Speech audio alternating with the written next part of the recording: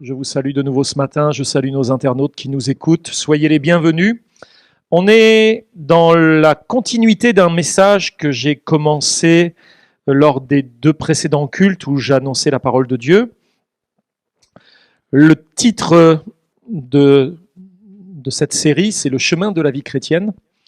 Et aujourd'hui, c'est d'Aï à Gabaon. On fera la clôture de cette série de 3 messages. Et j'aimerais lire avec vous dans le livre de Josué, chapitre 7, verset 2. Donc la dernière fois, nous en étions restés à Jéricho, si vous vous en rappelez. Josué envoya de Jéricho des hommes vers Aï, c'est donc la ville qui suivait, qui est près de Beth-Aven, à l'orient de Bethel. Je vous invite donc à nouveau ce matin dans la poursuite du chemin de la vie chrétienne au travers du parcours effectué par les Hébreux après leur sortie d'Égypte. Ainsi, après avoir abordé la dernière fois la conquête de Jéricho en tant que type de la peur à affronter dans nos vies, je souhaiterais partager avec vous aujourd'hui sur la conquête d'Aï et de Gabaon. L'étape suivante fut celle de la conquête d'Aï.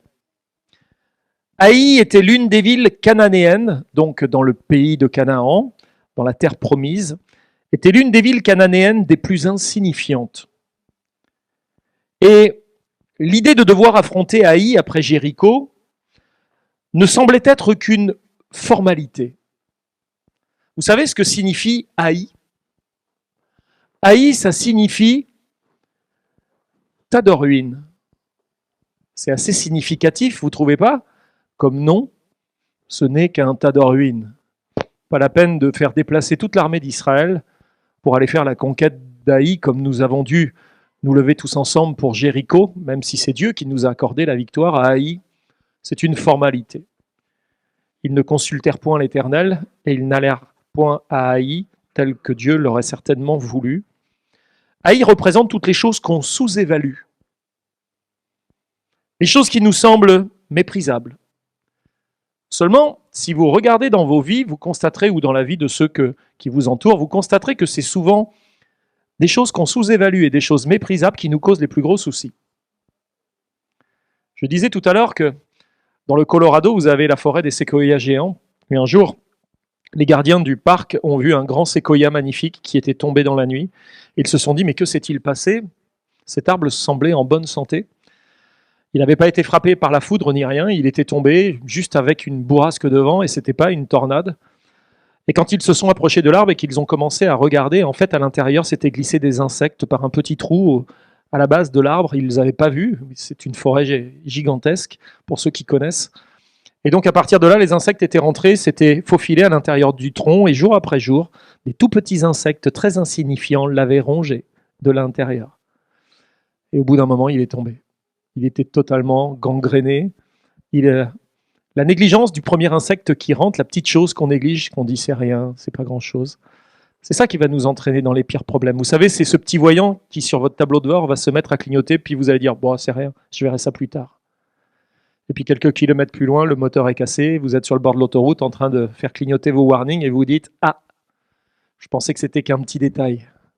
C'est les petits détails qui font les plus grandes catastrophes et les plus gros problèmes dans nos vies. Et Aï nous présente justement toutes ces choses qu'on sous-évalue, ces choses qu'on dit, ouais, ce ne sont que des tas de ruines. Ça peut représenter aussi notre vie passée, qui sont évidemment des ruines, et des choses que parfois on méprise, notre vie passée, parce que nous sommes des chrétiens.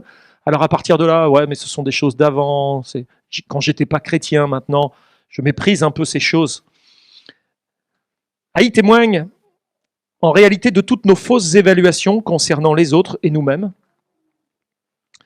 Et donc notre faculté que nous avons à nous abuser nous-mêmes par nos propres raisonnements. Dans l'épître de Jacques, au chapitre 1er, au verset 22, Jacques va écrire « Ne vous faites pas des illusions sur vous-même, ne vous trompez pas vous-même. » L'être humain a une formidable capacité à se tromper, à s'abuser lui-même. On se fait rouler par les autres, ça arrive souvent, mais on ne se rend pas compte quand on se fait rouler par soi-même. Je croyais que, je pensais que, je m'imaginais que, ou pire, je ressentais que. Moi, il y a plein de gens qui, des fois, sont venus dans ma vie en me disant « Mais moi, j'avais l'impression. » Et moi, j'ai toujours la bonne blague. Mais tu sais, l'impression, c'est juste bon pour les imprimantes. Hein. Arrête avec tes impressions, avec tes sentiments, parce que sentiment, le mot, il est génial, tu le coupes en deux, c'est le senti qui ment. Fais attention, tout ce que tu sens, tout ce que tu ressens, c'est pas forcément la vérité. Donc, on arrive à s'abuser nous-mêmes par nos propres raisonnements. Et du coup, on se contente juste d'écouter la parole de Dieu, mais on ne la met jamais en pratique. Et là, il y a un vrai décalage. C'est-à-dire que la connaissance augmente, mais ça ne se traduit pas par des réalités. Donc, en un mot, vous allez chez votre médecin qui fait tous les diagnostics, il vous donne la liste des médicaments, mais quand vous rentrez chez vous, vous n'en prenez aucun. Seulement, toutes les semaines, vous reprenez rendez-vous chez le médecin, en lui disant « ça va toujours pas ». Et la question, c'est « vous avez bien pris votre traitement ?» Ah ben non. Non, non. Mais ça ne sert à rien de revenir me voir si vous ne prenez pas votre traitement. Et on est parfois pareil avec la parole de Dieu, on écoute, on fait amen comme ça de la tête, voire on sort et si le pasteur n'a pas été trop nul, on dit c'était bon. Hein. Et puis quelques heures après, pour ceux qui ont le plus de mémoire, quelques jours après, passer à la trappe, et puis il n'y a rien de pratiqué. C'est juste, c'était bien dimanche, vivement dimanche prochain. C'est-à-dire on suit les prédications comme on suit une série à la télé, vous savez, saison 1, épisode 46. Certains sont déjà arrivés à la saison 12, épisode 75. Et on vient à l'église comme ça, comme on suit sa saison, mais qu'est-ce que ça vous apporte? Rien, vivement la prochaine. Enfin, j'espère que pour vous, c'est déjà au moins ça, vivement dimanche prochain, qu'on soit de nouveau à l'église. C'est toujours un plaisir de se voir, de se rencontrer, mais l'objectif, c'est pas juste le plaisir de se voir. Le vrai objectif que nous visons ce matin, c'est que ce que nous entendons, ce que je vous partage, ça puisse produire un changement dans nos cœurs et dans nos vies. Amen. Avant que Josué ne parte à la conquête d'Aï, dont l'information nous est donnée qu'il l'a fait sans consulter Dieu. Et on verra tout à l'heure ce que ça veut dire sans consulter Dieu. Josué va partir à la conquête d'Aï sans consulter Dieu, et nous apprenons qu'un certain Akan, un homme au milieu du peuple d'Israël, avait conservé des choses qui avaient été dévouées et interdites lors de la conquête de Jéricho. Ça veut dire quoi, dévoué par interdit? Ça veut dire que Dieu avait dit, lorsque vous ferez la conquête de Jéricho, vous ne prendrez rien du butin de la ville pour vous-même. Tout sera mis dans le trésor de la maison de Dieu, ça servira au service de la maison de Dieu, mais ça ne vous servira personne, vous ne devez rien prendre pour vous-même. Seulement, il y a un homme qui s'appelle Akan, qui avait conservé des choses dévouées par interdit, donc il avait pris dans le butin des choses pour lui. Et on le lit dans Josué chapitre 7, versets 1 à 5, il est dit que les enfants d'Israël commirent une infidélité au sujet des choses dévouées par interdit. Et vous voyez, c'est Akan qui commet le péché, mais c'est tous les enfants d'Israël qui se retrouvent dans l'interdit. Nous, dans nos sociétés individualistes, on pense que quand je pêche, ça me concerne moi. Seulement, Dieu ne vit pas dans une société individualiste. Dieu est hors dehors du temps. Et pour Dieu, le péché d'une personne peut jaillir sur les autres. D'ailleurs, si on s'imaginait vraiment tel que les choses sont spirituellement parlant, on devrait réfléchir, est-ce que quand je pêche, je ne vais pas faire du mal à ceux qui sont autour de moi? Il y aura une incidence, forcément. Et quand il est dit que le péché des pères rejaillit sur les enfants sur plusieurs générations, ça ne veut pas dire qu'il y a une transmission du péché, mais c'est que les conséquences du péché du père ou de la mère vont forcément porter atteinte aux enfants. Un père qui boit, les enfants vont trinquer. C'est une logique, et on la connaît. On n'a pas besoin d'être devant la Bible pour savoir ça. Et donc c'est exactement la même chose. On doit faire attention de la manière dont on pêche, parce que ça entraîne non seulement des choses dans notre propre vie, mais autour de nous. Il y aura un impact sur notre environnement familial, et parce que nous sommes un corps en tant que chrétien, une église composée corporellement, à partir de là, moi, si ma main fait quelque chose qui ne va pas, c'est tout mon corps. Si ma main vole un téléphone, je ne vais pas dire aux gendarmes, ah ben non, c'est pas moi, c'est ma main. Je suis impliqué dans tout ce que ma main fait. Et forcément, si tu pêches ou si je pêche, c'est toute l'église qui est impliquée. Et là, parce qu'un homme a péché dans le camp d'Israël, c'est tout le camp qui est impliqué. Et donc, il est dit que les enfants d'Israël commirent une infidélité au sujet des choses dévouées par interdit. La focale est mise sur celui qui a commis le péché. Vous pourrez lire dans la Bible, je n'ai pas le temps de m'attarder là-dessus, sur la manière dont il a été dévoilé.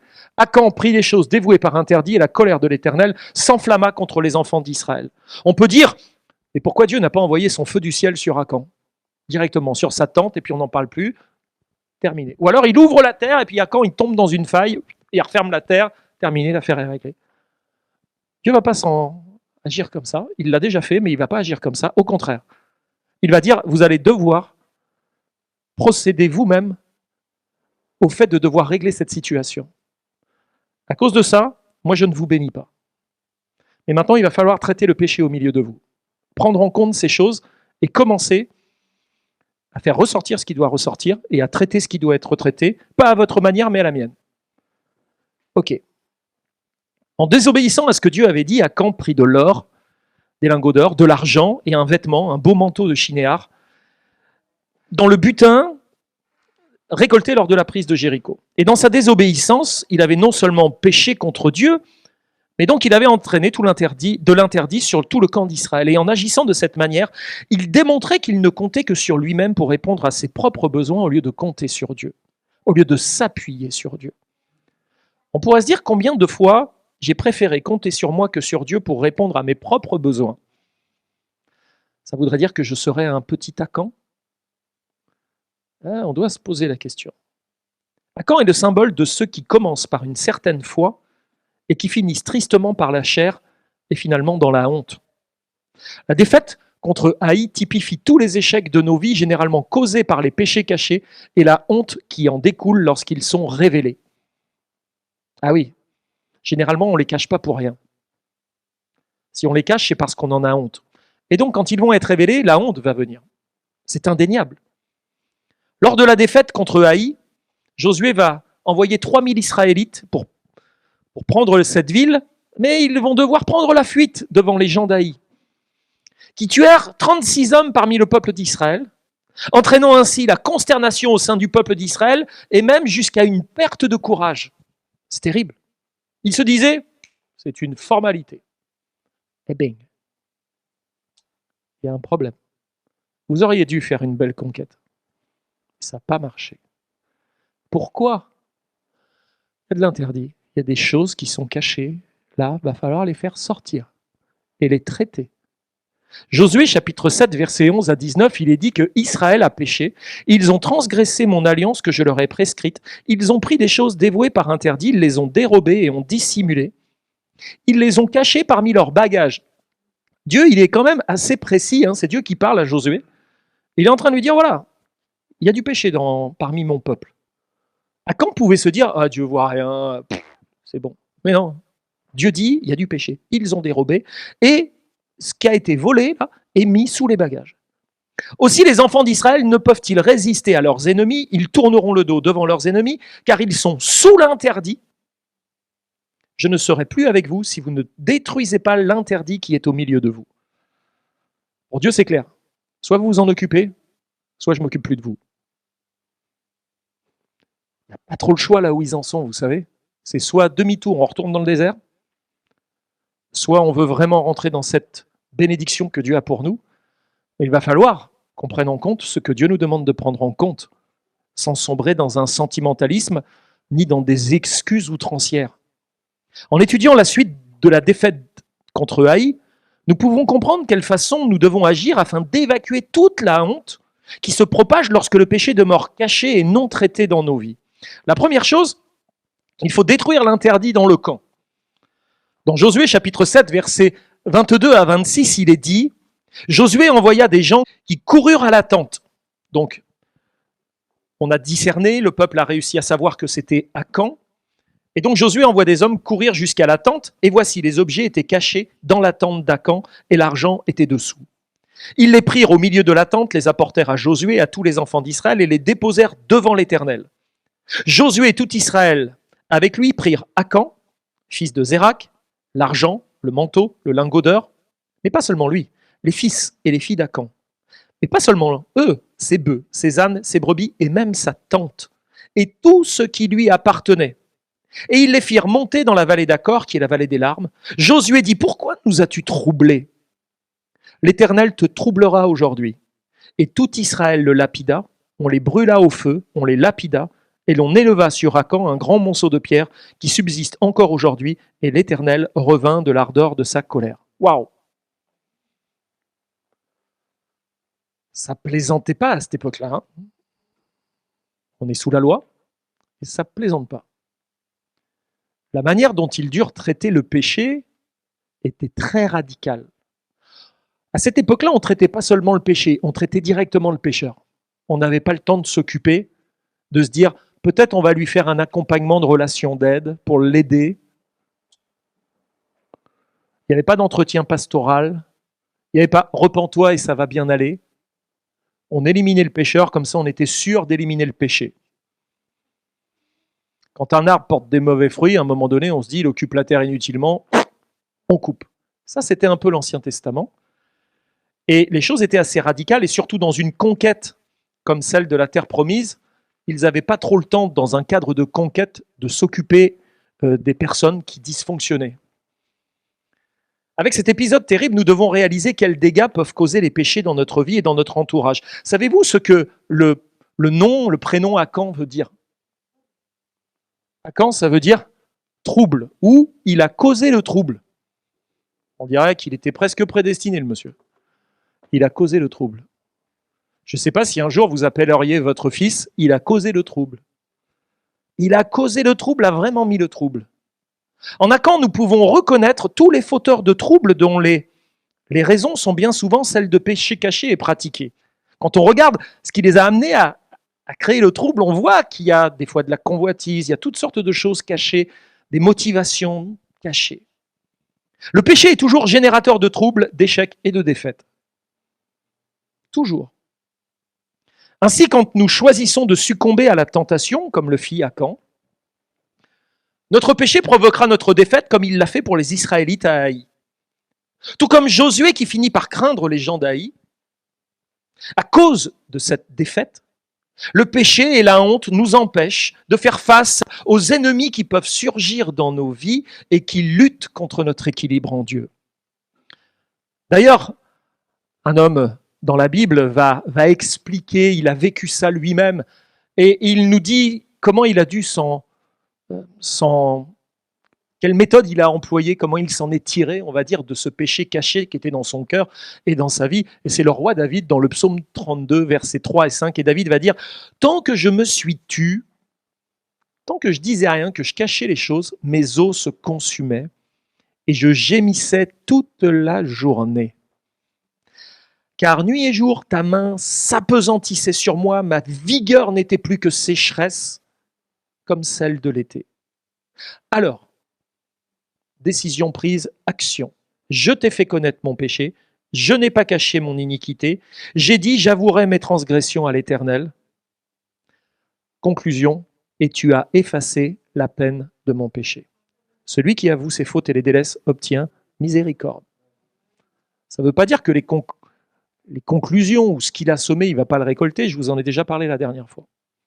Mais ce que ça veut dire, c'est que pour que la bénédiction de Dieu revienne sur notre vie et pour éviter de poursuivre dans une logique d'échec qui va favoriser un statu quo, parce que le Jourdain, il a repris sa place, les amis, ça va être dur de le retraverser dans l'autre sens.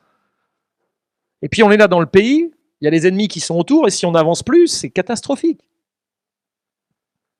Oui, il faut avouer ses transgressions devant l'Éternel, les délaisser et obtenir sa grâce.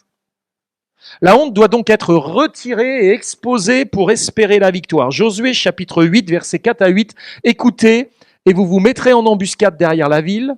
Ne vous éloignez pas beaucoup de la ville et soyez tous prêts. Quand vous aurez pris la ville, vous y mettrez le feu, vous agirez comme l'Éternel l'a dit. C'est l'ordre que je vous donne. Après avoir exposé le problème du péché d'Akan, après avoir traité le péché, Dieu encouragea Josué à retourner à Haï, là où ils avaient vécu un échec précédemment. C'est jamais très simple de retourner là où on s'est planté. On n'aime pas trop. Je veux bien aller ailleurs, mais pas là. Et Dieu encourage Josué en lui disant « retourne-y ».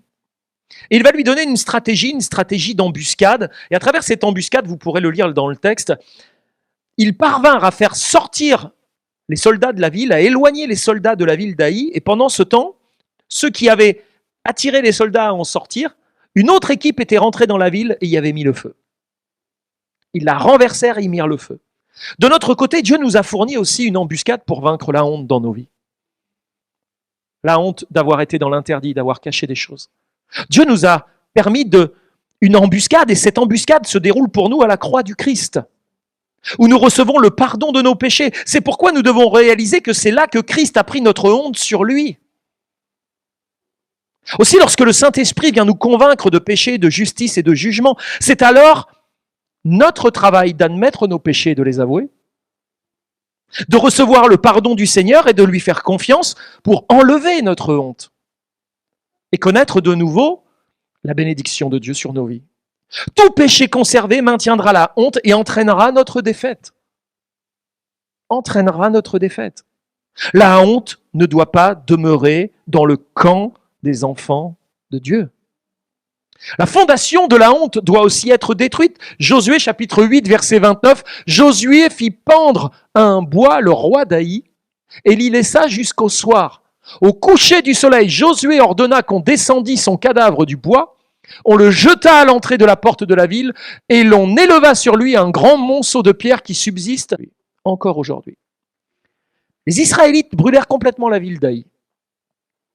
Et de la même manière, nous devons réaliser qu'en Christ, notre honte est détruite totalement. À la croix, toute évaluation mondaine de nous-mêmes, basée sur cette honte, est renversée. Notre évaluation de nous-mêmes, basée sur nos actions passées, doit même être exposée, non pas pour que nous en ayons de la fierté, mais de la honte et que nous en fassions ressortir tous les mensonges.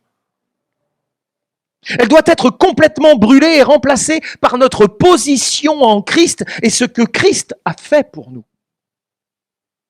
Ce n'est plus moi qui vis, dira Paul. C'est Christ qui vit en moi. Et comme pour le roi d'Aï qui a été pendu à un arbre et enterré sous un monceau de pierre à la porte de la ville, de la même manière, notre fierté, ce petit orgueil que nous pouvons avoir par moments, doit mourir pour toujours avec notre honte et être remplacé par l'évaluation que Dieu a de nous et pas par l'évaluation mondaine que nous avons souvent de notre propre vie. Ce qui m'intéresse, ce n'est pas ce que tu penses de toi-même, c'est ce que Dieu pense de toi. Puisque toi-même, tu peux t'abuser par tes propres raisonnements, qu'en est-il de l'évaluation que tu pourras avoir de toi-même? Si tu veux savoir ce que tu vaux, ce que tu es, questionne Dieu. Oui. Et regarde aussi les fruits dans ta vie. Parce que tout ça, c'est significatif. Nous devons enfin toujours nous garder de reconstruire la honte. Dans Josué 8, 28, il est dit que Josué brûla Haï et en fit à jamais un monceau de ruines qui subsiste encore aujourd'hui. Haï resta dans la désolation pour toujours. Et nous devons faire attention d'affronter et de confesser notre péché et d'y faire face dès qu'il est mis en évidence par le Saint-Esprit.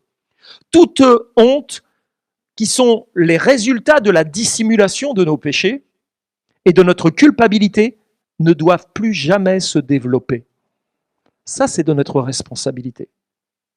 À l'exemple des conquêtes de Jéricho et d'Haï, nous réalisons sans trop de difficultés pour quelles raisons de nombreux chrétiens demeurent dans leurs problèmes, parfois des années et des années, demeurent dans leurs problèmes malgré qu'ils soient à l'intérieur de l'Église, au sein de l'Église. L'histoire de l'Église nous enseigne qu'elle a accumulé des tentatives de nier, de cacher ou de renvoyer les difficultés qu'il a traversées plutôt que d'admettre ses problèmes et de les résoudre efficacement. Elle a tenté des solutions superficielles en donnant des conseils superficiels, en commandant la repentance comme unique solution, pensant qu'il suffisait de se repentir pour que tout change. Donc quelqu'un qui pêche, le conseil, repens-toi. Dieu est compassion, il effacera ce péché, il t'a pardonné à la croix du calvaire, tu dois te repentir néanmoins pour rétablir la communion avec Dieu, et puis évite de recommencer. Et on traite les choses comme ça. Est-ce que c'est vraiment la bonne façon de traiter? C'est-à-dire qu'une fois que la voiture est dans le mur, on dit, va falloir la réparer, quoi. Peut-être faut chercher pourquoi la voiture, elle a été dans le mur, quoi. Et quand tu questionnes la personne, mais pourquoi tu t'es retrouvé dans le mur? C'est déjà que j'ai pas de permis de conduire. Effectivement, ça pose un petit problème. Certes, la repentance, elle est efficace après avoir péché. Mais ne serait-il pas plus efficace d'œuvrer en amont afin d'éviter toute pratique de péché? La repentance, c'est une fois que le mal est fait. Mais est-ce qu'on ne pourrait pas agir avant? C'est la femme qui va dire à son mari, ok, tu m'as frappé, tu me demandes pardon, je te pardonne. Mais recommence plus et cherche à savoir pourquoi tu m'as frappé. Qu'est-ce qui t'a permis de faire ça? Qu'est-ce qui t'a amené? Tu vas devoir travailler sur cette violence qui est refoulée en toi et qui se manifeste à certains moments. Évidemment. C'est pas juste, je te demande pardon et c'est fini. Allez, je te fais un bisou là où t'as mal. Le bisou qui guérit, vous savez. On vit notre vie spirituelle comme des fois, dans nos relations, ça se passe. Il va falloir aller fouiller un peu plus loin. Pour éviter de faire le péché, il va falloir comprendre par quel mécanisme il est passé, par quel dysfonctionnement il s'est mis en marche. Dans quel endroit il s'est faufilé dans notre cœur pour pouvoir à un moment donné se manifester comme ça dans toute son horreur. Dans un monde rempli de personnes de plus en plus blessées, des personnes confrontées à des problèmes comme l'abus ou toutes sortes de dépendances, l'Église a parfois choisi d'admettre qu'elle n'a pas de réponse à ces problèmes qui semblent, il est vrai, de plus en plus difficiles. Et les pasteurs, des fois, vont se dire « je ne suis pas équipé, moi, pour ça. » C'est tellement profond dans le cœur de ces personnes que j'avoue mes incompétences. J'ai discuté avec plein de mes collègues qui disent « faudrait presque qu'on ait un psy à l'intérieur de l'Église. » Où on en vient là? Alors vous savez, on dit, bah voilà, ce serait bien que tu ailles consulter. Il faut que tu te fasses suivre. Moi je pense que la meilleure des choses avant de dire à quelqu'un, il faut que tu te fasses suivre, il faut déjà lui dire, il faudrait peut-être que toi tu suives Christ. Avant de te faire suivre, il faut toi que tu suives quelqu'un. On a peut-être parfois oublié qu'une partie de la mission de Jésus était de guérir les cœurs brisés et de libérer les captifs. Guérir les cœurs brisés et libérer les captifs. La mission de l'Église n'est pas seulement d'amener les pécheurs au Christ. Tiens, je t'ai posé au Christ. Mais aussi d'aider ceux qui ont été sauvés à retrouver un équilibre et à se conformer à l'image du Christ. Et ce n'est pas toujours simple. Et ça réclame beaucoup de temps, beaucoup d'énergie.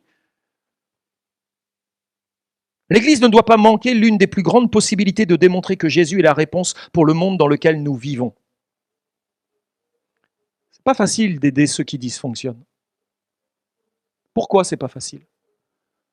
Parce que vous vous sentez un peu comme ce Saint Bernard qui un jour est intervenu sur un terrain d'avalanche.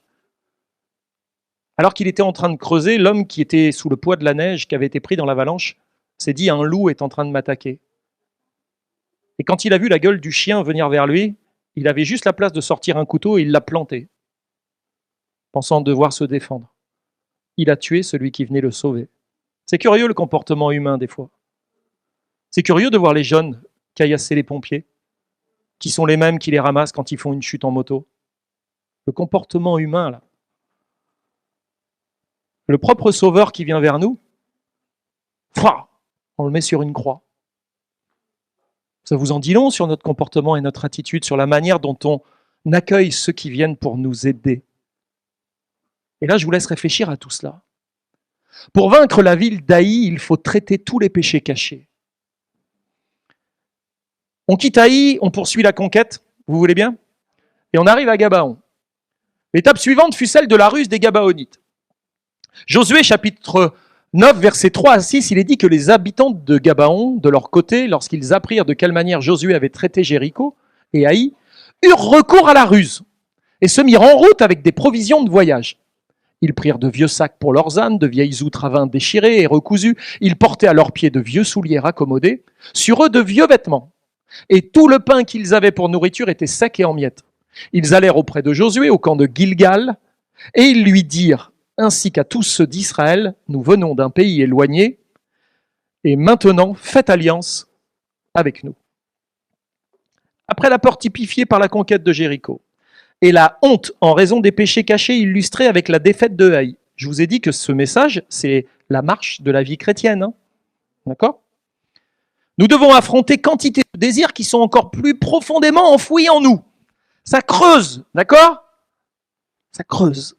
On n'aime pas trop quand ça creuse, mais bon, faut y aller. Hein. Ces choses qui sont enfouies en nous et qui font la guerre à notre âme au quotidien. Et à ce propos, l'histoire de la ruse des Gabaonites semble particulièrement déroutante, mais aussi très édifiante. Gabaon et ses habitants étaient très particuliers. Gabaon vient du mot Gab qui signifie élévation et du mot Avon qui signifie iniquité. Gabaon, c'est l'élévation de l'iniquité, l'élévation de l'injustice. D'accord. C'est là où l'iniquité s'élève, où triomphe la méchanceté. Cette ville était dans le territoire des Éviens. C'était une des tribus de Canaan. Il y avait les Jébusiens, les Éviens, les Étiens, les Gergasiens. Il y avait toutes sortes de petites tribus là dans le pays de Canaan, avec toutes sortes de rois à la tête de ces tribus. Et Gabaon était dans le territoire des Éviens, dont le nom signifie mauvais désir ou méchanceté. Dans le territoire du mauvais désir ou de la méchanceté, il y avait une ville qui s'appelait Élévation de l'iniquité. La ville où triomphe la méchanceté. Tout un programme. Ainsi, la ruse des Gabaonites nous permet d'analyser ou de réaliser comment les mauvais désirs peuvent faire leur demeure dans nos cœurs. Quand les mauvais désirs viennent vers nous, comment allons-nous les accueillir? Est-ce qu'on va dire « Ah non, ça c'est un mauvais désir, j'en veux pas ». En principe, un chrétien qui connaît la parole et qui est mature devrait repérer les mauvais désirs et devrait savoir comment les traiter d'ailleurs. Il est clair que la destruction complète de Gabaon était la volonté parfaite de Dieu. De même, Dieu ne souhaite pas que nous cohabitions avec les mauvais désirs. D'ailleurs, dans Colossiens chapitre 3, verset 5, Paul va être catégorique. Il ne va pas dire « caressez-les les mauvais désirs ». Il fait « faites donc mourir tout ce qui est terrestre en vous, l'immoralité, l'impureté, les passions, les mauvais désirs et l'avarice, dont il précisera que c'est même une idole, de l'idolâtrie. » Qu'avait dit Dieu avant la conquête de la terre promise? C'est simple, Dieu avait parlé, et c'est retranscrit dans Deutéronome chapitre 7, versets 1 et 2, « Lorsque l'Éternel, ton Dieu, t'aura fait entrer dans le pays dont tu vas prendre possession, et qu'il chassera devant toi beaucoup de nations, lorsque l'Éternel, ton Dieu, te les aura livrés, et que tu les auras battus, tu les dévoueras par interdit, tu ne traiteras point d'alliance avec elles, et tu ne leur feras point grâce. » Est-ce que Dieu avait été clair? Qu'est-ce qu'ils sont en train de faire? Il les accueille. Seulement, au lieu de détruire les Gabaonites, les Israélites firent alliance avec eux. Josué chapitre 9, versets 14 et 15, les hommes d'Israël prirent leur provision, la provision que les Gabaonites leur apportaient en cadeau, et ils ne consultèrent point l'Éternel, comme à Haï. Josué fit la paix avec eux, et conclut une alliance par laquelle il devait leur laisser la vie. Et les chefs de l'assemblée le leur jurèrent. Accueillir les mauvais désirs et leurs provisions. Faire alliance avec eux est tellement dramatique. Tellement dramatique. Les mauvais désirs savent se faire accepter si facilement. Comment les mauvais désirs se font accepter facilement? C'est simple. Ils ont toutes sortes de bonnes raisons pour qu'on les accueille et que l'on pactise avec eux. Ils savent détourner nos raisonnements spirituels pour nous conduire à agir selon la chair. Ils cherchent ainsi à aveugler notre intelligence et nous empêcher de vivre totalement dépendants de Dieu. Les Gabaonites ou les mauvais désirs n'ont qu'un but, faire alliance avec nous en nous faisant transgresser l'alliance de Dieu que nous avons avec Dieu. Ayant l'apparence de la piété, mais reniant ce qui en fait la force. Voilà un beau Gabaonite. Il se déguise, il prend l'apparence. J'ai un besoin profond, j'en ai tellement envie. Et d'un seul coup, j'ai un Gabonite qui arrive, ou une Gabonite qui arrive, avec une apparence de piété. Comme on disait avant, on lui donnerait le... Voilà. Sans confession. Même pas de confession, hein. Tellement à la bonne mine. Tellement il brille. Ah ouais, il brille un peu trop peut-être. Et les mauvais désirs, les mauvaises pensées, on les accueille comme ça. Elles arrivent vers nous. Ouais, mais il me semble bien que Dieu me demande d'agir comme ça. L'apôtre Paul a écrit au sujet du père des Gabaonites. Vous savez que les Gabaonites avaient un père. Et un père qui avait une stratégie terrible. Et Paul écrit sur le père des Gabaonites dans 2 Corinthiens chapitre 11, versets 14 et 15. Et cela n'est pas étonnant puisque Satan lui-même se déguise en ange de lumière. Le patron du déguisement, c'est Satan. Et quand il vient vers nous, il vient pas avec un costume bien moulant rouge, avec une fourche puis des cornes. Non, quand il vient vers toi, c'est un ange de lumière. Ça clignote, quoi. Et toi te voilà ravi, se déguise en ange de lumière. Et il est donc pas étrange que ses ministres, ceux qui le servent, tous les Gabaonites, là, se déguisent aussi en ministres de justice. Mais leur fin sera selon leurs œuvres. Dieu s'en occupera un jour. Les Gabaonites ont pour père le diable. Ils se déguisent dans une apparence de la piété, mais renient ce qui en fait la force. Et ils viennent pour répondre à nos besoins, même les plus profonds. Un Gabaonite, il t'amène ce que t'attends. Ah ça, je l'attendais depuis tellement longtemps. Bah ça, je l'ai.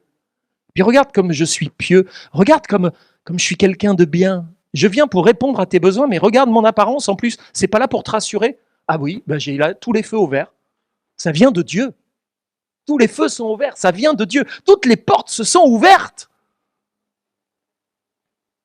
Pas parce que les portes sont ouvertes que c'est Dieu. Hein. Jonas, il a eu le ticket, il a eu le bateau, il a tout eu pour partir. Hein. C'était pas trop la volonté de Dieu pourtant. Hein. Si Dieu ne l'avait pas arrêté en chemin, continuez sa route. Ainsi, manquer de vigilance, de fermeté, de vivre dans une sorte de mysticisme, teinté de convoitise et d'appétit charnel, nous expose au risque d'être séduits par un faux évangile. Et Paul dira aux Corinthiens, dans 2 Corinthiens chapitre 11, versets 3 à 4, « Or, j'ai bien peur que vous ne suiviez l'exemple d'Ève, qui s'est laissé séduire par les ruses du serpent. C'est-à-dire que vous ne laissiez vos esprits se corrompre et vos pensées se détourner de la simple fidélité due au Christ. Je crains que vous ne perdiez la sincère ferveur avec laquelle vous lui étiez attaché. Il suffit que le premier venu vous parle d'un Jésus qui ne ressemble guère à celui que nous vous avons prêché, ou d'un esprit différent que celui que vous avez reçu, qu'il annonce un autre évangile que celui que vous avez accepté, pour que vous lui fassiez bon accueil. Un gabaonite, quoi. Votre tolérance, alors là, pour être tolérant, vous êtes tolérant. À cet égard, elle est parfaite. À l'image de Josué et du peuple d'Israël, très peu de chrétiens sont capables d'éradiquer totalement tous leurs désirs égoïstes les plus profonds et font complètement confiance à Dieu pour diriger tous les aspects de la vie. Très peu. Il faut l'avouer. Peu de chrétiens sont capables d'éradiquer tous leurs désirs et font complètement confiance à Dieu pour que Dieu pourvoie à tous les aspects de leur vie. Seigneur, j'ai plus à m'occuper de satisfaire à mes propres désirs. Tout est entre tes mains, j'attends tout de toi. Si les choses viennent, je le prendrai comme venant de toi. Si les choses ne viennent pas, je ne ferai rien pour les avoir. Je me confie en toi. Je m'appuie sur toi. Et si on ne fait pas confiance à Dieu, nos désirs profonds vont nous amener à manger tout ce qu'on nous sert, sans aucun discernement. Et le chrétien, pas mature et tellement charnel, est parfois fier injustement de sa petite connaissance, qui est si tristement mélangée et confuse qu'ils ne parviennent même plus à filtrer ce qu'on met devant leurs yeux. Ils mangent tout. Pour autant que ça vienne satisfaire certains de mes désirs et d'essayer de remplir un vide, qu'il y a seul Dieu qui pourrait le remplir. Hein. Mais non, je vais le remplir de plein de choses pour essayer de supporter mon quotidien et tout cela. Ces mauvais désirs sont si rusés que beaucoup les considèrent même comme quelque chose que Dieu souhaite pour eux. C'est terrible. C'est ainsi que nos convoitises, nos aspirations charnelles prennent parfois des apparences spirituelles, des habits d'humilité, afin d'être mieux reçus dans nos vies.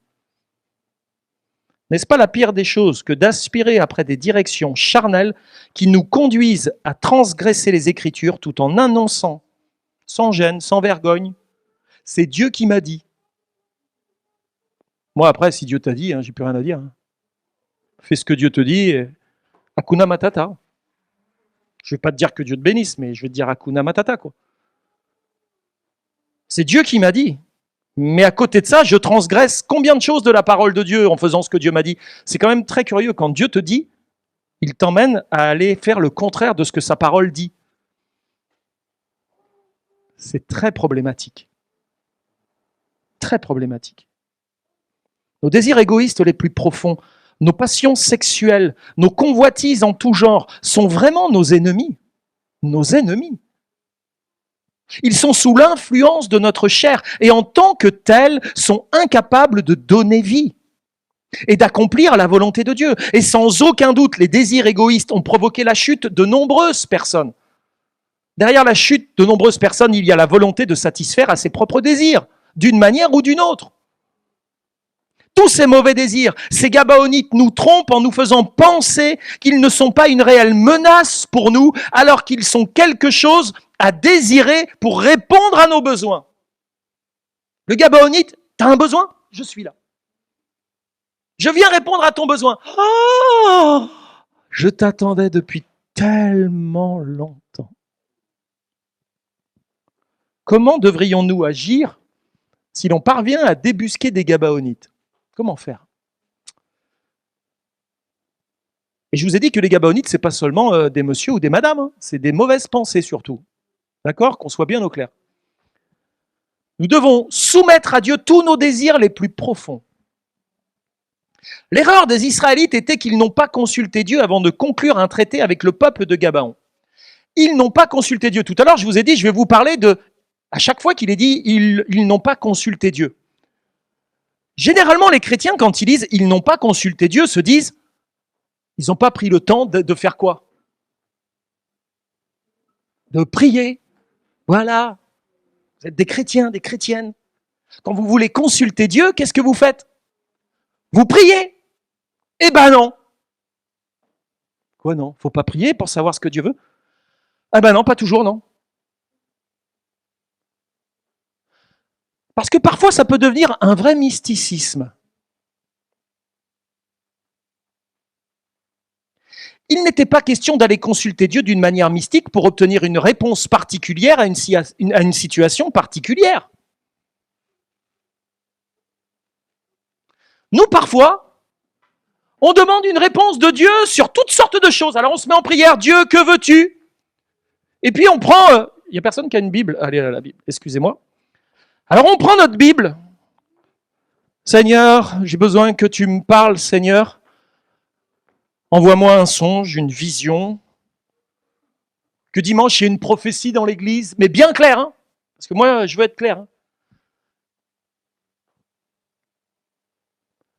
Il y a ceux qui se disent, non, ça suffit pas, je veux que la Bible me parle. Celui qui a le cœur pervers est l'objet du mépris. Mieux vaut être d'une condition humble et avoir un service. J'ai ma réponse. Dieu m'a parlé, pasteur. Tu sais ce que c'est ça? Tu es en train de te servir de la Bible pour faire de la divination. C'est une horreur devant l'Éternel que de vivre ta vie comme ça. Et de te dire, je suis conduit par Dieu en agissant ainsi.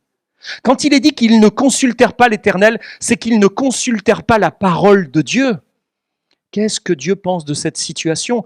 Faisons tourner les pages de nos Bibles. Qu'est-ce que Dieu a dit dans la conquête de la terre promise? Quelles sont les lois de Dieu? Je vais aller me confronter avec la parole de Dieu révélée, la révélation générale. Qu'est-ce que Dieu dit de cette situation? Dieu a parlé, c'est ça sa parole. Et je ne me sers pas d'un bout de sa parole trié avec le plus grand des hasards. Non, je vais aller puiser dans la parole. Quelle est la volonté de Dieu? Qu'est-ce que Dieu demande de faire dans telle et telle situation? Et si j'ai pas cette connaissance suffisante pour aller y puiser, je vais aller voir celui qui, dans l'église, détient peut-être le plus de connaissances parce qu'il est à même d'enseigner le peuple. Alors je vais aller voir le pasteur. Pasteur, je suis dans une situation. Y aurait-il un endroit dans la Bible où je peux aller puiser des conseils de Dieu pour faire face à ce problème? Non, Dieu me parle. Comment il te parle? Il m'a parlé. Mais comment? J'ai un verset, il m'a dit, Ésaïe 43, 12. Alors j'ai lu, Ésaïe 43, 12. Et on se sert d'un verset, je ne sais même pas qui te l'a inspiré, cette référence. Mais sincèrement, si j'avais dû t'en donner une en tant que pasteur te connaissant, parce que tu es ma brebis, c'est certainement pas cette référence que je t'aurais donnée. Parce que là, elle est en train de te donner l'excuse de faire du mal. Je peux vous donner des versets de la Bible dans un contexte particulier, vous allez vous faire beaucoup de mal avec ces versets-là. La Bible, c'est selon l'Esprit de Dieu qu'il faut le lire. et la Bible tout entière, Christ tout entier dans la Bible tout entière. Il ne faut pas en prendre une partie pour la tirer vers soi comme une couverture qu'on tire pour avoir chaud la nuit. Nous devons donc soumettre tous nos désirs, consulter Dieu pas d'une manière mystique pour obtenir une réponse particulière à une situation particulière. Non, il s'agissait de consulter Dieu dans le fait de se rappeler sa parole et ses ordonnances afin d'agir correctement et avec obéissance. Car Dieu avait bel et bien donné la conduite à tenir pour la conquête de la terre promise. Dieu avait dit comment il devait faire. Alors il devait aller consulter comment Dieu nous a dit qu'il fallait faire. C'est pas, et alors, dans cette affaire-là, comment on doit faire, Seigneur? Mais je vous ai dit, c'est pour toute la conquête, c'est pareil. Commencez pas à poser des questions à chaque fois. Malheureusement, nos mauvais désirs ont la même excuse que les Gabaonites. Ils ne veulent pas mourir. Et les Gabaonites ne voulaient pas mourir. Ils savaient que les Hébreux arrivaient. Ça s'était pas trop bien passé à Jéricho et à Haï. Alors eux, ils veulent pas mourir. Et nos mauvais désirs, ils veulent pas mourir. Et malheureusement, beaucoup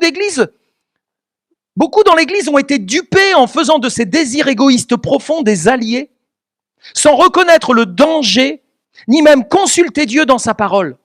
Ainsi, en légitimant nos mauvais désirs, en les caractérisant de propres besoins, et en leur accordant une importance démesurée et capitale dans nos vies, nous avons été à leur écoute, et nous avons transgressé la volonté divine en la recouvrant d'une fausse bonne intention pour justifier nos aspirations charnelles. Venez les Gabaonites, on va faire une alliance ensemble. Comment Josué et le peuple d'Israël firent après avoir traité une alliance avec les Gabaonites? Dans Josué chapitre 9, versets 20 à 21, il est dit « Voici comment nous les traiterons. Nous leur laisserons la vie afin de ne pas attirer sur nous la colère de l'Éternel à cause du serment que nous leur avons fait. Ils vivront, leur dirent les chefs. Mais ils furent employés à couper le bois et à puiser de l'eau pour toute l'assemblée comme les chefs le leur avaient dit. » Ces peuples qu'ils auraient dû éradiquer, c'était des païens, des idolâtres. Non seulement ils font un pacte avec eux, ils viennent satisfaire les mauvais désirs d'Israël, provisions, etc. Ils se font tromper par l'apparence. Et puis après, ils en font certes leurs esclaves, mais les esclaves doivent s'occuper des deux denrées principales qui sont le bois et l'eau. Un Gabaonite, il ne va pas s'occuper des choses annexes dans ta vie, à s'occuper des choses principales. Et c'est toujours dangereux. Qui peut déclarer ce matin avec vérité, après c'est à vous de regarder, que son cœur est entièrement vide de tout Gabaonite? Combien de Gabaonites demeurent encore bien vivants dans le territoire de votre cœur? Tous ces Gabaonites, tous ces mauvais désirs, et surtout ceux que nous qualifions souvent à tort de besoins vitaux, doivent être tenus en parfaite soumission afin de limiter leurs activités. En réalité, dans le plan originel de Dieu, le plan de Dieu avait été le remplacement complet de nos désirs par sa volonté en agissant par la foi. Dieu ne voulait pas que l'être humain avance selon ses désirs en analyse de ses propres besoins. Dans le jardin d'Éden, c'est Dieu qui gérait l'homme. Dieu s'occupait de l'homme. L'homme n'avait pas à dire « j'ai des désirs, j'ai des besoins, comment je vais faire pour assouvir mes désirs et mes besoins ?» Je vais aller sur Mythique, tiens. Non. C'est Dieu qui s'en occupait. Le problème, c'est que depuis l'Éden, on a des désirs et des besoins, et c'est pas toujours vers Dieu qu'on va. Mais qu'est-ce qu'on va faire de ces désirs et de ces besoins, nous qui sommes des chrétiens? Parce que on les a, quoi. Vous les avez pas, vous, les désirs, les besoins? On les a, ils sont là.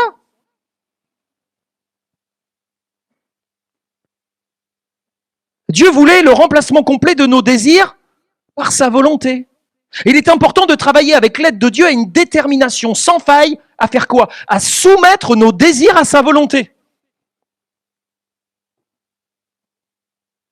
Parce que très peu de chrétiens sont proches de la maturité spirituelle, ils se trouvent souvent à devoir se contenter, c'est déjà une chose, d'assujettir leurs désirs comme Josué, qui devait maintenir les Gabaonites dans une véritable forme d'esclavage.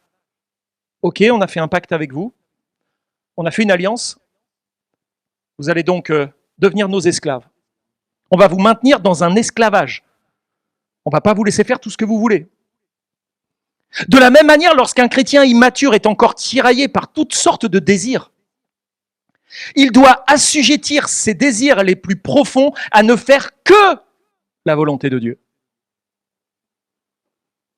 Et c'est en établissant clairement et avec détermination les limites de nous-mêmes, selon Dieu, que l'on peut contraindre les Gabaonites à demeurer esclaves. 1 Corinthiens 9, 27, au contraire, dira Paul, je traite durement mon corps, je le tiens assujetti, parce qu'il y en a des Gabaonites là, de peur qu'après avoir prêché aux autres, d'être moi-même disqualifié, quoi.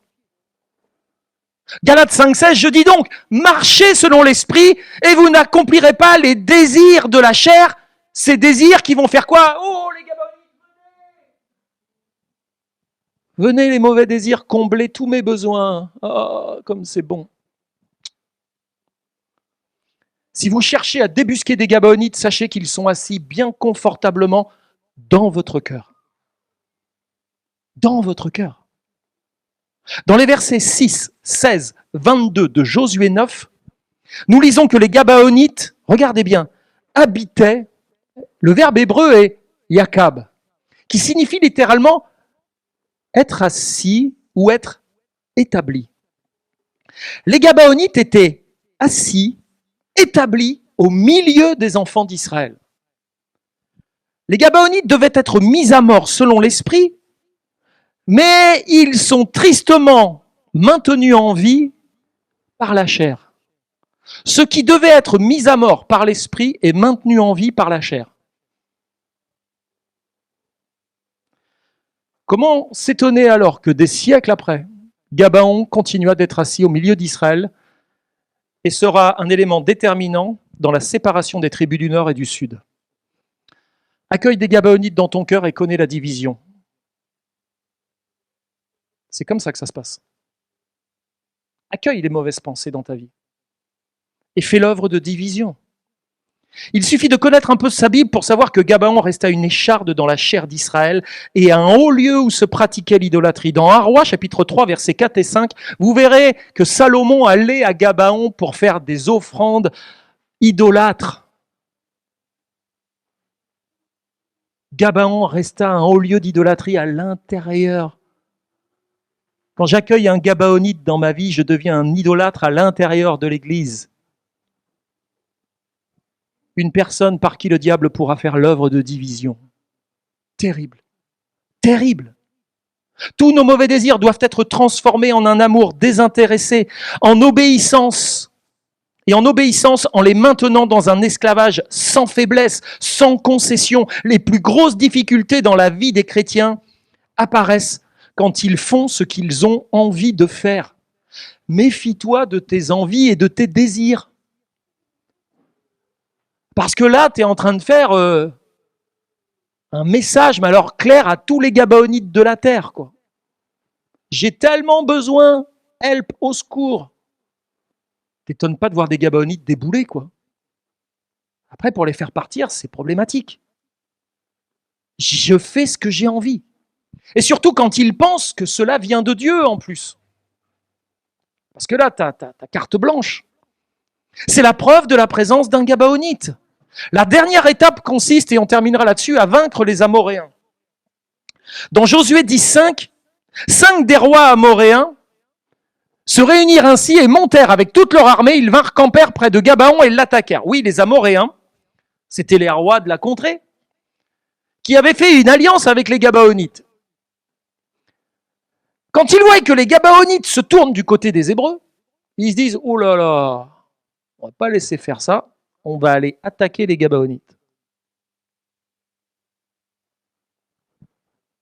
L'une des attaques les plus insidieuses est probablement celle des rois amoréens.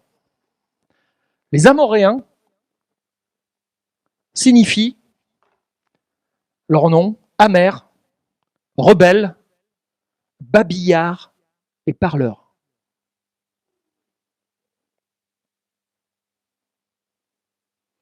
Les amers, les rebelles, les babillards et les parleurs passent à l'attaque. Les 5 rois des Amoréens se levèrent pour détruire les Gabaonites. parce qu'ils avaient perdu un allié puissant. Cette victoire doit être gagnée, sinon tous les mauvais désirs qui ont été assujettis par le combat de l'esprit. Quand on parle de combat spirituel, voilà un beau là dans lequel tu dois t'engager. Parce que tous les combats de l'esprit contre la chair, tout ce qui a été assujetti, tous les mauvais désirs qui ont été assujettis par le combat de l'esprit contre la chair, si les Amoréens viennent, se libéreront en une multitude de convoitises conduisant au péché qui mène à la mort. Combien d'Amoréens cherchent à déstabiliser les églises? Les Amoréens viennent typifier les pensées d'amertume, l'esprit de rébellion qui nous pousse à parler afin de critiquer et de nuire. Combien d'Amoréens? Quantité. Comment les Amoréens viennent nous attaquer? Ils cherchent à détruire en attaquant là où nos mauvais désirs ont fait de mauvaises alliances. Les rois amoréens sont venus pour attaquer les Gabaonites afin de nous entraîner dans de mauvais combats. Des mauvais combats. Mes mauvais désirs ont fait rentrer des Gabaonites. Au lieu de me confier en Dieu pour que Dieu réponde à mes désirs, j'ai accueilli les Gabaonites, les mauvais désirs en moi. Et les Amoréens, les parleurs, les amers, les rebelles, ils vont venir attaquer à cet endroit-là. Là. Bam. Là où tu as fait des mauvaises alliances. C'est là qu'ils attaquent, au défaut de ta cuirasse. Éphésiens chapitre 6, verset 12, Paul va dire, nous n'avons pas à lutter uniquement contre notre nature terrestre, ni contre de simples ennemis mortels. Parce que derrière tout ça, là, derrière tous les Amoréens, derrière tous les Gabaonites, ce sont des puissances occultes, une organisation spirituelle satanique contre des dictateurs invisibles qui, dans les ténèbres, veulent contrôler et régir notre monde contre la légion des esprits démoniaques dans les sphères surnaturelles, véritables agents du quartier général du mal. Voilà contre quoi nous luttons, réellement. Pas contre des personnes de chair et d'os. Mais il y a des œuvres insidieuses qui passent par des personnes qui soit ne sont pas nés de nouveau, soit ne traitent pas le péché dans leur vie. Et ils deviennent des instruments que le diable se plaît à utiliser, même de manière ponctuelle, pour empêcher le peuple de Dieu de continuer à avancer dans les bénédictions que Dieu a pour lui. Les Amoréens cherchent sans cesse à attaquer là où en nous s'enracinent certains besoins psychologiques, dont celui de notre valeur personnelle. Ah, la valeur personnelle. Ou à travers de nos accomplissements, parce que c'est aussi à travers de nos accomplissements qu'on fait grandir notre valeur personnelle. Cette recherche de valorisation se focalise généralement sur la manière dont les autres nous voient. Fais attention avec ceux qui n'arrêtent pas de te dire que tu es quelqu'un de formidable. Et prend souvent ça prend souvent des proportions démesurées. Ça nous pousse dans des actes particulièrement charnels pour tenter de nous défendre, voire même de redorer notre blason quand nous sentons que nous sommes un peu moins appréciés. On est prêt à faire beaucoup de choses pour défendre l'image que les autres ont de nous. Voire même de transgresser. Et on prouve par là que la manière dont les autres nous voient compte plus que de la manière dont Dieu nous voit, lui. Pour plaire aux autres, serais-je prêt à ne plus plaire autant à Dieu? Pour vaincre les Amoréens, il faut être mort à soi-même. Il n'y a pas d'autre situation possible. Les Gabaonites, les Amoréens, si tu n'es pas mort à toi-même, ils n'arrêteront pas. Ils continueront tout le temps, tout le temps, tout le temps, tout le temps. Avoir une profonde maturité spirituelle. Avoir crucifié la chair et ses passions et ses mauvais désirs. Et maintenir tout ça dans la mort quotidiennement. Et ne pas laisser un seul désir dans ta vie se manifester en dehors de la présence de Dieu.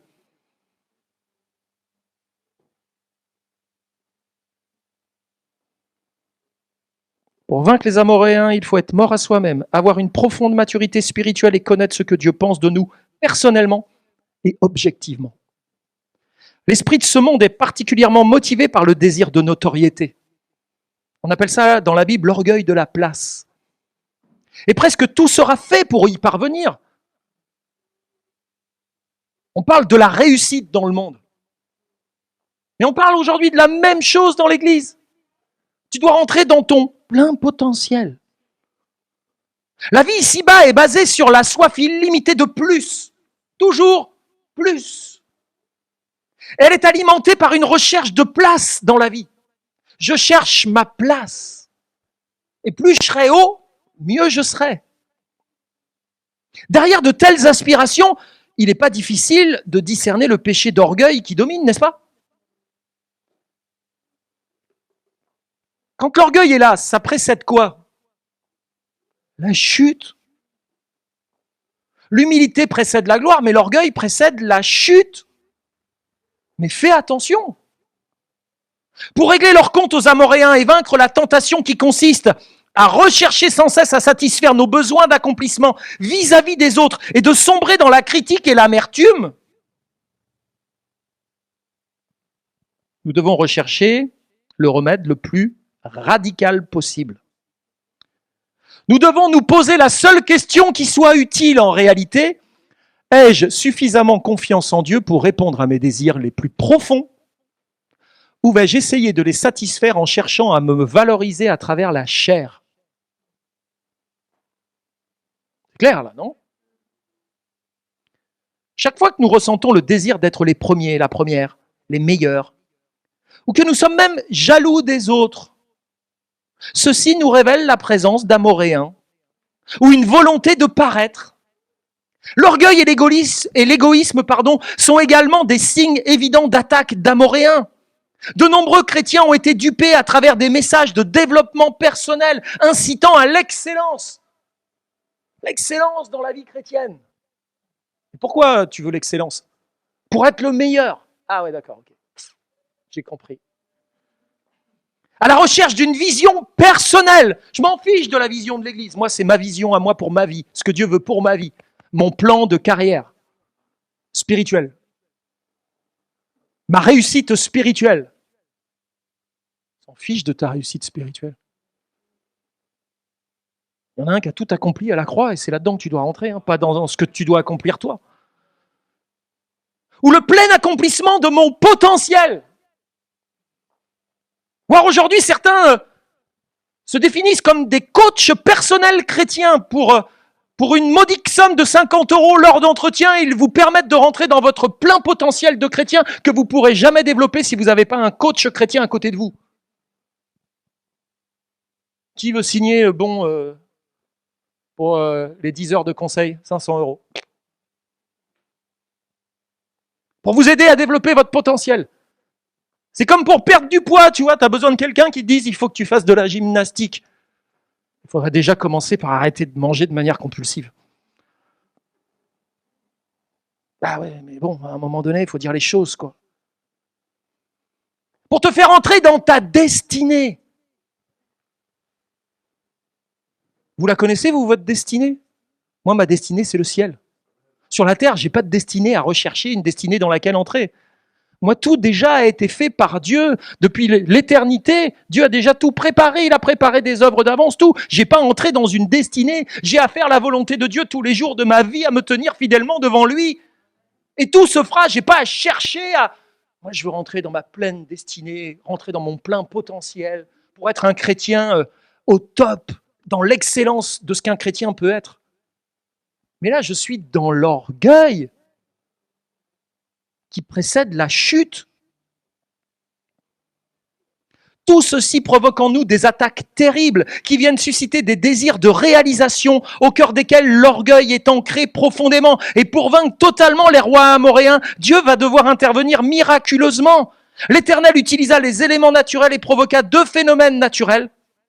Une grêle meurtrière va tomber et ensuite le soleil et la lune vont s'arrêter dans leur course pour permettre à Josué de réduire à néant tous les Amoréens. Et nous pouvons-nous compter sur le Seigneur pour agir en notre faveur? Vaut mieux, hein? On est mal barré sinon.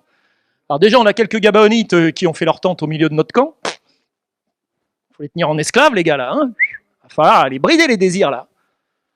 Puis en plus, on a les Amoréens, là, qui viennent nous faire la guerre. Les rebelles, les amers, les parleurs.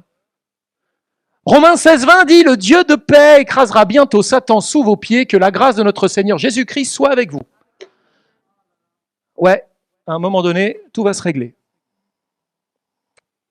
C'est Dieu qui remporte la victoire, pas nous. Nous, on entre tout juste dans sa victoire, mais c'est Dieu qui la remporte. Il l'a déjà remportée, vous savez. Sauf que maintenant, il va acter dans les faits la victoire qu'il a effectivement remportée. Toutefois, Dieu veut nous associer à sa victoire sur nos ennemis. Dans Josué chapitre 10, versets 20 à 23, ils firent ainsi. Et lui amenèrent les 5 rois qu'ils avaient fait sortir de la caverne. Ouais, pendant qu'ils étaient en train de s'occuper de leurs hommes et de les tuer, ils ont mis les 5 rois dans une caverne, ils ont mis une pierre. Après, ils les ont fait sortir, ils les ont amenés à Josué. Lorsqu'ils eurent amené ces rois devant Josué, Josué appela tous les hommes d'Israël, venez. Et il dit aux chefs des gens de guerre qui avaient marché avec lui, approchez-vous, mettez vos pieds sur les coups de ces rois. Position de domination sur les rumeurs, sur l'amertume, sur la rébellion. Je ne vais pas la subir, croyez-moi. Position de domination sur ces choses. Je ne me laisserai pas asservir par ça. Mettez vos pieds sur les coups de ces rois. Après cela, Josué les frappa et les fit mourir. Il les pendit à 5 arbres. Et ils restèrent pendus aux arbres jusqu'au soir, les rois. Là. Alors on pourrait se dire, mais pourquoi cette pendaison des rois amoréens? Pourquoi il a pas donné un coup d'épée et puis ils les a enterrés, quoi? Pourquoi il les a pendus? Ils n'ont pas toujours fait comme ça. Josué a agi selon la parole de Dieu, c'est-à-dire que là, on voit qu'il a consulté l'Éternel. Regardez ce qui était dit dans Deutéronome 21, 22 et 23. Quand on agit selon la parole de Dieu, c'est tellement beau que la bénédiction, elle est là, quoi. Si l'on fait mourir un homme qui a commis un crime digne de mort et que tu l'aies pendu à un bois, son cadavre ne passera point la nuit sur le bois, mais tu l'enterreras le jour même, car celui qui est pendu est un objet de malédiction auprès de Dieu. Et tu ne souilleras point le pays que l'Éternel ton Dieu te donne pour héritage. Ces hommes-là avaient fait du dégât, ces rois, ils devaient être pendus et dépendus avant la nuit. Sinon, tu souillais le pays. Et là, on voit que Josué va suivre strictement ce passage de Deutéronome et il va agir selon la parole. Aujourd'hui, pouvons-nous vaincre aussi les Amoréens dans nos vies? Devons-nous encore pendre au bois qui que ce soit? Il y a une croix, hein, on peut s'en servir, non? Connaissez-vous quelques Amoréens qu'on pourra crucifier dimanche prochain? Amenez-les, liés de chaînes, on s'en occupera. On mettra nos pieds sur leur cou, comme ça, tous. Qu'est-ce qu'on fait? Moi, je vais vous dire, je ne rentre pas dans ce délire-là. Paul va dire dans Galates 3,13, Christ nous a rachetés de la malédiction de la loi. Pourquoi? Parce qu'il est devenu malédiction pour nous, car il est écrit maudit et quiconque est pendu au bois. C'est-à-dire que moi, j'ai pu appendre les Amoréens, m'occuper d'eux. Pour moi, tout ça, là, ça a été réglé à la croix du Christ. Christ, débrouille-toi avec eux. Moi, tout juste, je veux bien mettre mon pied sur leur cou, comme ça, et je ne les laisserai pas faire. Mais Christ, tu t'occuperas d'eux. Il n'y a aucune menace dans mes propos contre qui que ce soit. C'est juste la parole de Dieu qui parle. Pour conclure, nous devons finaliser la conquête. Et c'est comme ça que je termine cette série. Josué chapitre 11, verset 23, il nous est dit « Josué s'empara de tout le pays, selon tout ce que l'Éternel avait dit à Moïse. Et Josué le donna en héritage à Israël, chacun sa portion d'après leur tribu, puis le pays fut en repos et sans guerre. » Wow. Quand j'ai lu ça là pour la première fois, quand j'ai commencé à lire la Bible, et que je suis arrivé dans ce livre de Josué, et que j'ai vu que le pays promis va être coupé en morceaux, attribué à chaque tribu, j'étais là, je dis, oh, ça va être la misère. Quand j'ai vu qu'il fallait attribuer une portion du terrain à chacun, je dis, bah là, ça va être la misère. Je le vois venir, je tournais les pages, je disais, ah, ça va être la misère, ça va être la misère. Ouais, moi, je veux être au bord de la mer, tu m'as mis dans la montagne, moi, ça me va pas bien la montagne, en plus, je fais de l'asthme, dès que je monte en altitude, c'est pas possible, moi, je veux être au bord de la mer. L'autre disait, ouais, mais nous, là, tu nous as mis dans un endroit, c'est que de la caillasse. Les autres, là-bas, tu les as mis dans un terrain où ils peuvent cultiver. Alors non, c'est pas possible. Je dis, non, mais là, ça va y aller, quoi. Ils vont tous râler, ça ira jamais. Comment découper le truc là en morceaux et dire, toi, tu as cette partie-là, toi, tu as cette partie-là, toi, tu as cette partie-là. Pour les 12 tribus d'Israël, ils ont coupé le pays en morceaux, quoi. Il va y avoir des misères à cause de ça. Eh ben non. Et là, c'est la bonne preuve qu'ils avaient fait un sacré travail sur eux-mêmes. Chacun est entré dans ce que Dieu voulait pour lui, a reçu la bénédiction, sa portion, et chacun était heureux de ce qu'il a reçu. Oh, comme quoi, entre le moment où ils sortent de l'Égypte, où là, ce sont des anciens esclaves qu'il va falloir en faire des hommes et des femmes de Dieu, et au moment où le pays est enfin découpé en morceaux et qu'ils entrent dans le repos, il y en a du chemin qui a été fait. La question que je te pose ce matin, c'est où tu en es entre la sortie de l'esclavage et le vrai repos où tu entres dans ton héritage, vraiment. Une fois que nos peurs, notre honte en rapport de nos péchés cachés, nos désirs égoïstes, notre soif de se faire connaître ou reconnaître seront vaincus, il restera à faire la conquête du reste du pays. Comme nous devons gagner la guerre dans la moindre parcelle du champ de bataille de nos pensées et en débusquer les moindres ennemis. Si vous continuez à tourner les pages, vous verrez qu'ils n'avaient pas tout à fait fini parce que dans les montagnes, il restait, pas rien. Non, pas rien. Des Anakim, des géants. Alors déjà, ils étaient grands, les Anakim, puisque c'était des géants, mais en plus, ils étaient dans les montagnes. Donc, difficile à débusquer. Des Anakim étaient restés dans les montagnes, et ça, il faudra s'en occuper aussi. Lorsque les géants dans nos pensées seront finalement éliminés, les bénédictions des promesses de Dieu seront données en héritage à tous. C'est alors que Josué reçut l'ordre de diviser le pays en attribuant une part à chacun des enfants d'Israël. Oui, Dieu a de merveilleuses bénédictions qui attendent chacun de nous, peut-être différentes. Dieu bénira un tel de telle manière et l'autre d'une autre. On n'est pas tous appelés à avoir la même bénédiction. Bah oui. Alors, il faut peut-être arrêter avec la jalousie.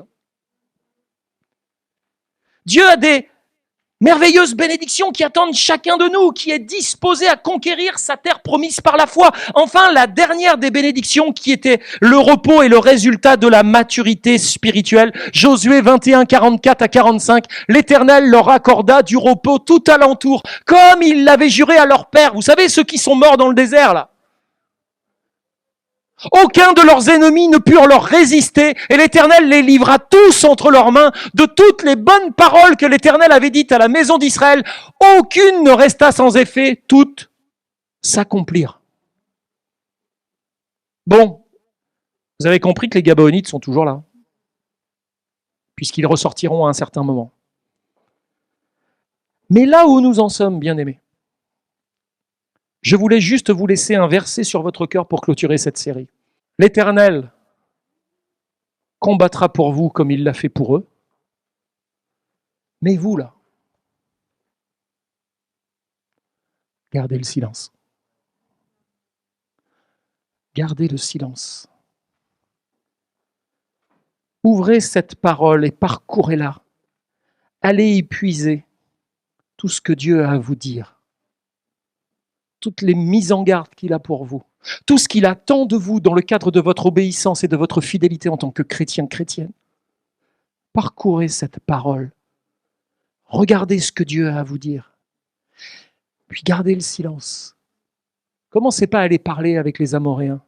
Commencez pas à négocier avec les Gabaonites.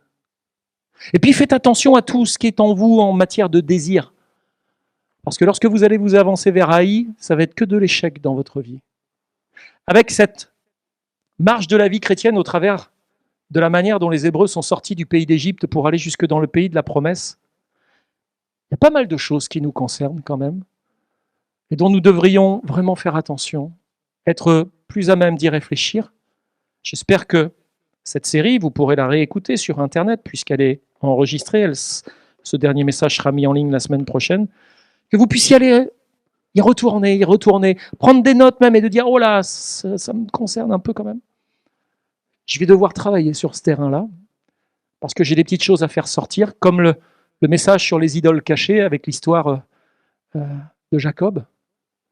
Eh bien, je pense qu'il y a pas mal de Gabaonites cachés et que les Amoréens font un sacré dégât. Donc moi, dans ma vie, je les vois, je les discerne, voire même je les attaque quand ils se manifestent. Mais j'aimerais que ce soit le cas de chacun et de chacune de vous.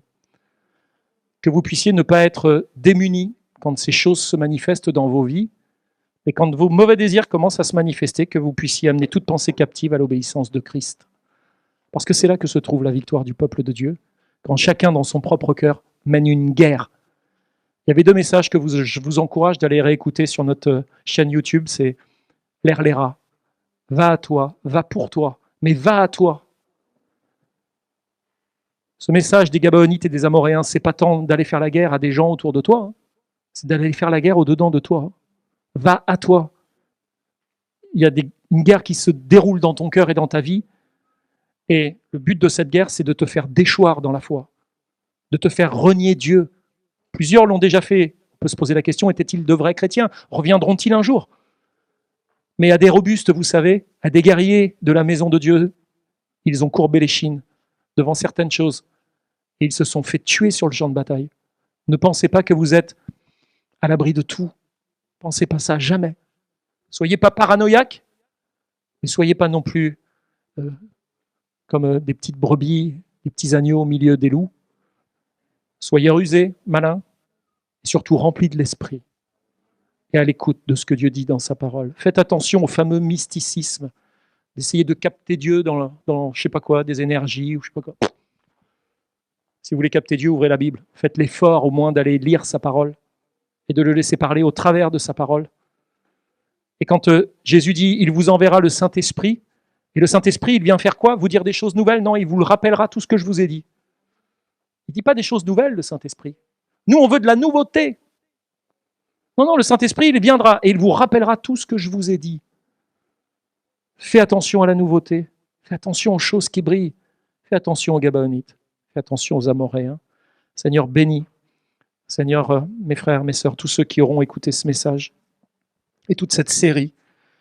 Seigneur, je me suis moi-même édifié en parcourant ces textes, en préparant ces messages pour l'Église, pour le peuple de Dieu. Nous vivons dans une époque de troubles. Seigneur, où toutes sortes de choses se mettent en mouvement et ça va tellement vite.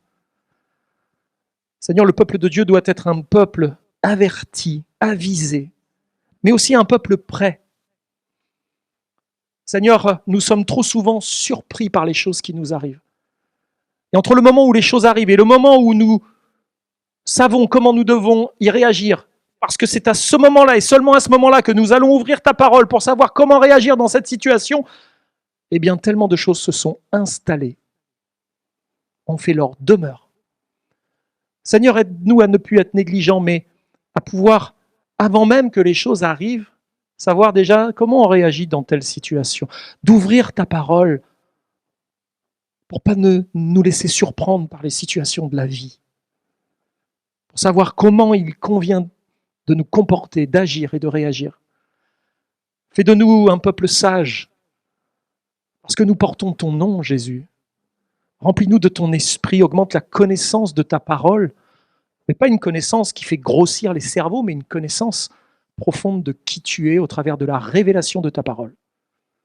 Pour pouvoir avoir un comportement, Seigneur, en adéquation avec ta parole. Pour que les gens, lorsqu'ils nous voient vivre, ne disent pas « Ah, c'est ça, des chrétiens ». Ils disent des choses et font tout le contraire. Seigneur, donne-nous à être cohérents entre la foi que nous professons et celle que nous vivons tous les jours. D'abord au contact des nôtres dans notre propre famille, sur notre lieu de travail, au sein de notre réseau d'amitié et dans ta maison, Seigneur. Et je prie, au nom de Jésus-Christ et pour la seule gloire du nom précieux de celui qui est mort pour nous à la croix, qui est ressuscité et qui revient, Roi de gloire, nous t'acclamons ce matin. Fais ton œuvre dans les cœurs et dans les vies. J'ai dispensé ta parole. Seigneur, pardonne-moi toutes les maladresses que j'ai pu faire. Seigneur, mais je te prie que cette parole puisse faire son œuvre dans les cœurs et dans les vies de chacun et de chacune. À Jésus soit toute gloire. Amen. Je vous souhaite un bon dimanche à chacun. Dieu vous bénisse.